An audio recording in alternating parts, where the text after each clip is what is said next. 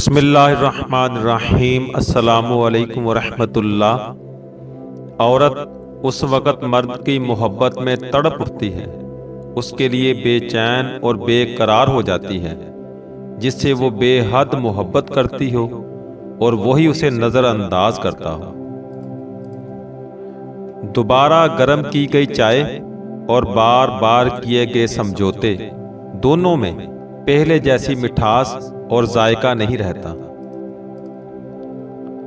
عورت کو اگر اس بات کا یقین ہو جائے کہ اس کی عزت آپ کے ہاتھوں میں محفوظ ہے، پھر وہ آپ کے لیے جان بھی دے سکتی ہے۔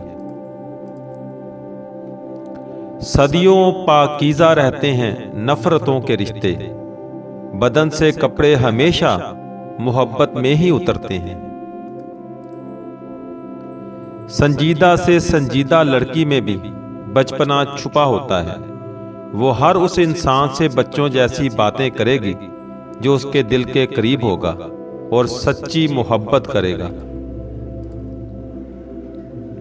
صبح تنہا اٹھنا بہتر ہے، بجائے اس کے کہ آپ کو صبح اٹھتے ہی کسی ایسے شخص کے ساتھ اظہار محبت کرنا پڑے جس سے آپ محبت ہی نہ کرتے ہیں۔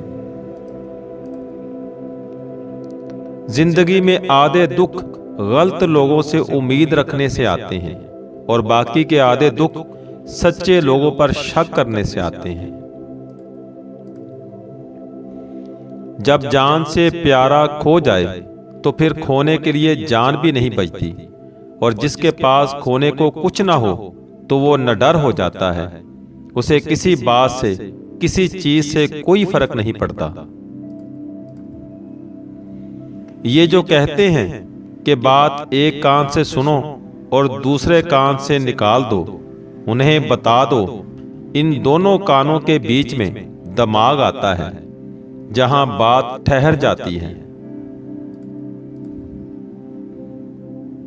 پاؤں سے عورت کی محبت کی پہچان، جس عورت کی پاؤں کی بیچ والی انگلی بڑی ہو وہ شوہر پر حکمرانی کرتی ہے، جس عورت کے پاؤں کی بیچ والی انگلیاں چھوٹی ہوں وہ شوہر سے محبت کرتی ہے اور اس کے ماتحت رہتی ہے۔